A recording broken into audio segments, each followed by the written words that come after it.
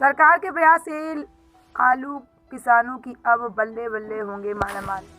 सरकार के प्रयास से आलू किसानों की अब बल्ले बल्ले होंगे मालामाल। डीडी कृषि अधिकारी ने किसानों को महत्वपूर्ण दी जानकारी। आपको बताते चलें कि आज दिनांक 2 अगस्त 2023 को कन्नौज जनपद में नवनियुक्त उप निदेशक कृषि डॉक्टर प्रमोद सिरोही ने बताया कि सरकार का मुख्य उद्देश्य है कि जनपद में किसानों के हित के लिए महत्वपूर्ण योजनाओं को जन जन तक पहुंचाया जाए, जिससे कि किसानों की आय में वृद्धि हो सके। इसी क्रम में ग्राम पंचायत व सर्वप्रथम पाठशाला का आयोजन किया जाएगा।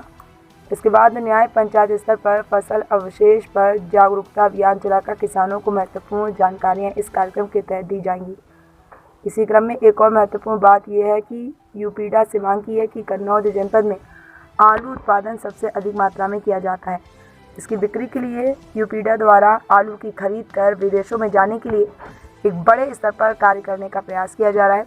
आइए और कई महत्वपूर्ण जानकारी हेतु जानिए क्या कुछ कहा। प्रशांत के साथ राम शरण कटियार की खास रिपोर्ट कन्नौज से। सर, आपके जनपद कन्नौज में कृषि को लेकर आपका क्या विचार रहेगा और किसानों को कौन कौन सी योजनाएं आप प्रसारित कर रहे हैं? जैसा कि आप अवगत हैं कि अभी हमारा खरीफ सत्र की शुरुआत का समय चल रहा है, तो किसानों को बेहतर खरीफ फसल उत्पादन के लिए और खरीफ फसलों के उत्पादन से संबंधित समस्याओं के लिए, कीट बीमारी संबंधी जानकारी, मार्केटिंग के लिए और साथ ही साथ विभाग की सभी योजनाओं जिनमें हमें अनुदान इत्यादि देना होता है, लाभार्थियों का चयन करना होता है, उसके लिए हमने व्यापक स्तर पर कार्यक्रम बनाया है, जिसे हम कहते हैं किसान पाठशाला, जो कि हम ग्राम पंचायत स्तर पर पूरे अगस्त माह चलाएंगे। प्रत्येक ग्राम पंचायत पर एक गोष्ठी होगी जिसमें कि किसान पाठशालाएं आयोजित की जाएंगी। प्रावधिक सहायक और क्षेत्रीय अधिकारी इसको आयोजित करेंगे और समय समय पर जनपद स्तरीय अधिकारी भी इनकी सत्यता और इनकी गुणवत्ता की जाँच करते रहेंगे। इसके साथ साथ चूँकि फसल अवशेष को जलाने को हमें हतोत्साहित करना है, उनको रोका जाना है, तो उसके प्रतिबंध के लिए किसानों में जागरूकता है या फसल अवशेष के बेहतर उपयोग के बारे में वो कैसे आगे आ सकते हैं और उसका उपयोग कर सकते हैं, उसके लिए भी हमें न्याय पंचायत स्तर पे कृषि सूचना तंत्र में और आईसीसी के उसमें इन सिटू योजना में हमें गोष्ठियाँ मिली हैं, जो कि हम आयोजित करने जा रहे हैं। अगस्त माह के अंत तक हम सभी न्याय पंचायतों में 80 न्याय पंचायतों में इस प्रकार की जागरूकताएँ गोष्ठी करेंगे।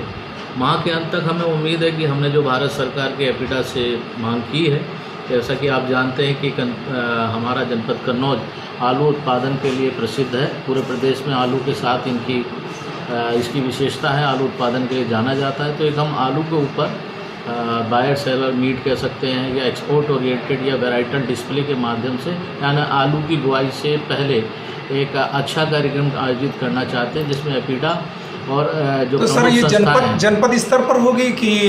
हाँ, ये कार्यक्रम हम जनपद स्तर पर करेंगे और इसमें जो हमारे प्रगतिशील जो किसान हैं सभी लोग इसमें, चूँकि बड़ा कार्यक्रम होगा, आमंत्रित रहेंगे।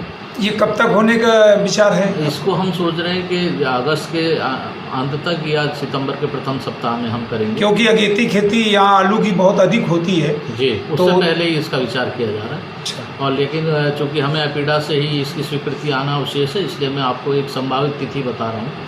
जैसे ही ये तिथि पुष्टि हो जाएगी तो मैं आपको दोबारा बताऊंगा कि कौन सी तिथि को ये आयोजन प्रस्तावित हो गया है। इसके बाद हम सोच रहे हैं कि जो बासमती का कुछ क्षेत्र है जहाँ बासमती जीआई हमारे एरिया है, वहाँ पे हम बासमती एक्सपोर्ट फाउंडेशन के सहयोग से एक कार्यक्रम बासमती वैज्ञानिकों को बुला करके कृषक वैज्ञानिक संवाद कराएंगे और बेहतर प्रजातियों का बेहतर उत्पादन, और उम्मीद है कि हम आने वाले समय में कन्नौज से भी बासमती एक्सपोर्ट को बढ़ावा दे सकें। इस दिशा में कुछ कदम उठाने की कोशिश करें। किसानों के लिए आपकी तरफ से काफ़ी कुछ योजनाएं जो जिससे चलाई जा रही है, आपके सोलर पैनल के लिए जी और कई प्रकार के कृषि यंत्रों के लिए, क्या उस पर आपका कहना है?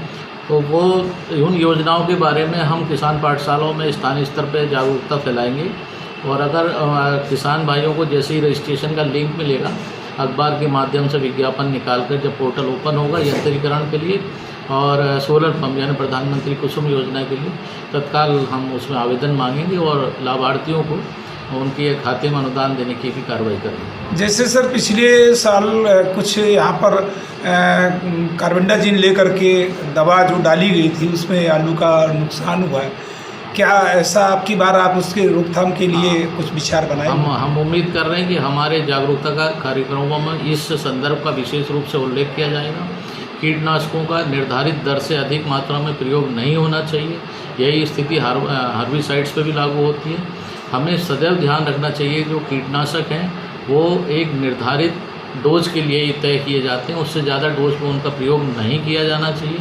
और इस बारे में हम और ज़्यादा प्रचार प्रसार करेंगे और हमारे प्लांट प्रोटेक्शन यानी कृषि रक्षा विभाग से भी अलग प्रकार से हम जागरूकता कार्यक्रम चलाएंगे ताकि किसानों को इस प्रकार के नुकसान से बचाया जा सके। सर जैसे कि सरकार के द्वारा जैविक पर ज़्यादा जोर दिया जा रहा है जी, तो आपका क्या कथन है? देखिए जैविक के बारे में कुछ चीज़ें बिल्कुल मतलब अमोघ हैं, उनका कोई मतलब विकल्प ही नहीं है। जैसे लाइट ट्रैप है, अगर आप जैविक पेस्टिसाइड नहीं बना पा रहे हैं, प्रत्येक किसान हो सकता बीजामृत और ये सब शिवामृत नहीं बना पाता, लेकिन ये बात तय है कि लाइट ट्रैप जिसे प्रकाश प्रपंच कहते हैं उसका तो प्रयोग अवश्य ही कर सकता है। तो हम शुरुआत में कन्नौज में ऐसी जैविक विधियों को अपने जागरूकता कार्यक्रमों में लाइव दिखाने की भी कोशिश करेंगे, जो कि सामान्य किसान बिना किसी ज़्यादा तैयारी के, बिना किसी ज़्यादा साधन के उनको अपना सकता है और उससे जो कीटनाशक हैं या जहरीली चीज़ें हैं उनसे बच सकता है। तो इस प्रकार से हमारी भी कोशिश है कि जैविक खेती को प्रोत्साहित करें। Thank you.